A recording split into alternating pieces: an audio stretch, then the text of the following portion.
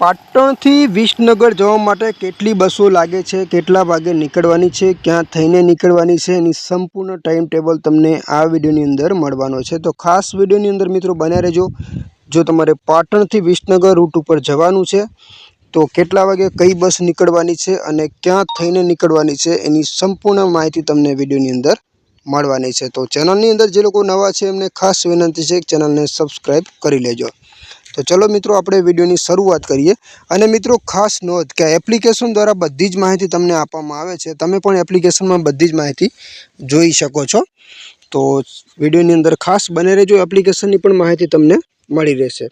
તો પહેલા નંબરની બસ છે મિત્રો પાટણથી વિસનગર મિની બસ। તો કેટલા વાગે નીકળે છે? 5 વાગે નીકળે છે અને જે તમને 6 અને 10 મિનિટે તમને વિસનગર મિત્રો પહોંચાડી દેશે। તો બીજા નંબરની છે થરાદ વિસનગર વાયા પાટણ ઊંઝા ઓર્ડિનરી છે। તો કેટલા વાગે નીકળે છે? થરાદથી થરાદની થરાથી 4 વાગે નીકળે છે। જે પાટણ ડેપો તમને મળશે 5 અને 25 મિનિટે, ઊંઝા 6 અને 3 મિનિટે, વિસનગર 6 અને 34 મિનિટે મિત્રો તમને પહોંચાડી દેશે। તો બીજા નંબરની મિત્રો વાત કરીએ તો પાટણ ટુ મોડાસા વાયા વિસનગર આ પણ ઓર્ડિનરી છે મિત્રો। કેટલા વાગે નીકળવાની છે એનું ટાઈમ ટેબલ આપણે જોવાનું છે, ક્યાં થઈને નીકળવાની છે એની સંપૂર્ણ માહિતી મેળવવાની છે। તો 6 અને 20 મિનિટે નીકળે છે પાટણથી। તો ઊંઝા તમને મળશે 7 અને 5 મિનિટે, વિસનગર તમને પહોંચાડશે 8 અને 5 મિનિટે। આગળના સ્ટેશનની વાત કરીએ તો વિજાપુર 8 ને 20 મિનિટે, આનંદપુરા ચોકડી હિંગ હાઈવે રોડ વિજાપુર 8 ને 25 મિનિટે, હિંમતનગર 9 ને 20 મિનિટે, મોતીપુરા 10 વાગે અને મોડાસા 10 અને 40 મિનિટે તમને મિત્રો ત્યાં પહોંચાડી દેશે। તો આગળની વાત કરીએ પાટણથી અમેટ વાયા ઊંઝા ગુર્જર નગરી। તો પાટણથી નીકળે છે 8 વાગે, જે ઊંઝા તમને મળશે 8 ને 40 મિનિટે, વિસનગર તમને પહોંચાડશે 9 ને 20 મિનિટે, વિજાપુર 9 ને 55 મિનિટે, આનંદપુર ચોકડી 10 વાગે, હિંમતનગર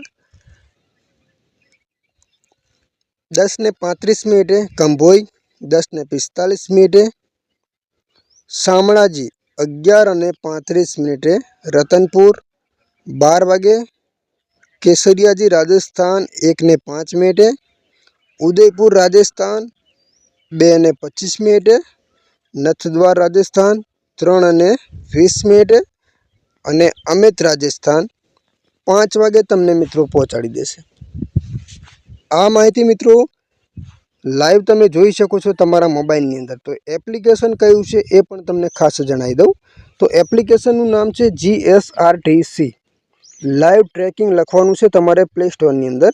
જેવું તમે એપ્લિકેશનને ઉપર કરશો એટલે તમારી સામે આ ટાઈપનું પેજ જોવા મળશે। જેવું પેજ જોવા મળે તો અહીંયા તમને 4 ઓપ્શન જોવા મળે છે, એમાંથી તમારે સર્ચ બસવાળું ઓપ્શન છે એની પર તમારે ક્લિક કરવાનું રહેશે। જેવું તમે એની ઉપર ક્લિક કરશો એટલે તમને અહીંયા 3 ઓપ્શન મળે છે। તો આપણે અહીંયા સર્ચ કરવાનું છે તમારે ક્યાં જવાનું છે। દાખલા તરીકે આપણે જો આ રીતે સર્ચ કરું તો પાટણથી આપણે અહીંયા, ચલો હું સર્ચ કરું છું પાટણ। તો જો અહીંયા પાટણ આવી ગયું છે, પાટણ ઉપર આપણે ક્લિક કર્યું છે।